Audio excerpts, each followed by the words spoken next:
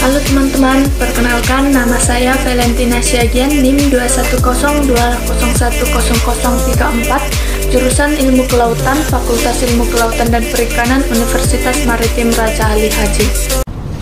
Pada kesempatan kali ini saya akan membahas bagaimana sistem osmoregulasi dan sistem ekskresi ikan. Sistem osmoregulasi dan ekskresi, di mana sistem osmoregulasi itu merupakan sistem pengaturan keseimbangan tekanan osmotik cairan tubuh atau air dan darah dengan tekanan osmotik habitat atau perairan.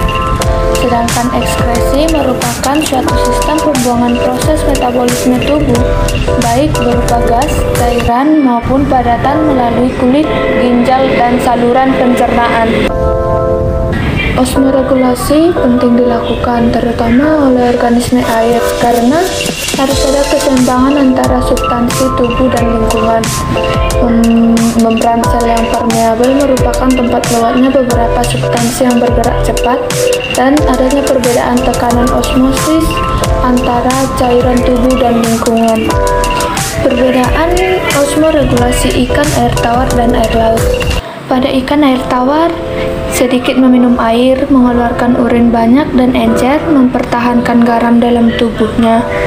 Dan pada ikan air laut, merupakan banyak minum air, mengeluarkan urin yang sedikit dan pekat, aktif dalam pengeluaran garam di tubuh.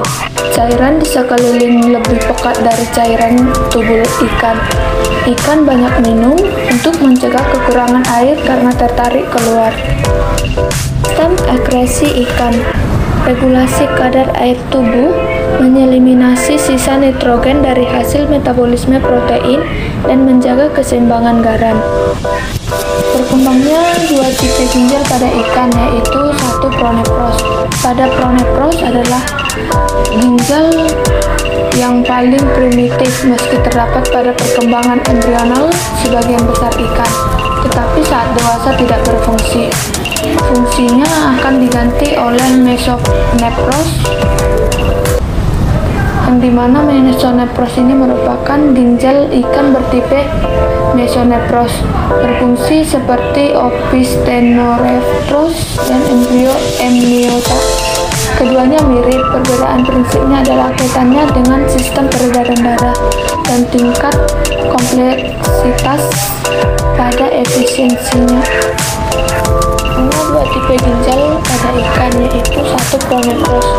Ginjal pronepros adalah yang paling primitif meski terdapat pada perkembangan embrional sebagian besar ikan, tetapi saat dewasa tidak berfungsional. Fungsinya akan digantikan oleh mesonepros. Dua mesonepros, di mana ginjal ikan bertipe mesonepros ini berfungsi seperti opisthenoreptros pada embrio amniota. Keduanya mirip, perbedaan prinsip adalah kaitannya dengan sistem peredaran darah, tingkat kompleksitas, dan pada efisiensinya. Jumlah glomerulus ikan air tawar lebih banyak dan diameternya lebih besar dibandingkan dengan ikan air laut. Ada tiga pola regulasi ikan. Satu, regulasi hipertonik atau hipersotonik, yang merupakan pengaturan secara aktif konsentrasi cairan tubuh yang lebih tinggi dari konsentrasi media, misalnya pada potadrom atau ikan air tawar. Potadrom mempertahankan konsentrasi cairan tubuhnya dengan mengurangi minuman dan memperbanyak urin. Dua, regulasi hipotonik atau hiposmotik, yang merupakan pengaturan secara aktif konsentrasi cairan tubuh yang lebih rendah dari konsentrasi media, misalnya pada oseanodrom atau ikan air laut. Oseanodrom ini memperbanyak minum dan mengurangi volume urin. Dan diadrom merupakan melakukan aktivitas osmoregulasi seperti petadrom bila berada di air tawar dan seperti oceanodrom bila berada di air laut. Tiga, regulasi isotonik atau isoosmotik, yang merupakan bila konsentrasi cairan tubuh sama dengan konsentrasi media, misalnya ikan-ikan pada daerah estuarin atau ikan eurihalin. Ikan eurihalin, konsentrasi cairan tubuhnya hampir sama dengan lingkungannya sehingga sehingga hanya sedikit melakukan osmoregulasi. Ikan elasmobranchi melakukan osmoregulasi dengan cara menahan urea sampai konsentrasi darah meningkat kira-kira 5% untuk meningkatkan total tekanan osmose darah ke tingkat yang lebih tinggi dibanding air laut. Pengaruh hormon terhadap ekskresi dan osmoregulasi. 1. Ekskresi dan osmoregulasi diatur oleh kelenjar endokrin atau hormon. Hormon dapat mempengaruhi ginjal dengan menaikkan atau menurunkan tekanan darah yang mengubah laju penyaringan ke dalam kapsul Bowman, yang berarti pula mengubah jumlah cairan ekskresi.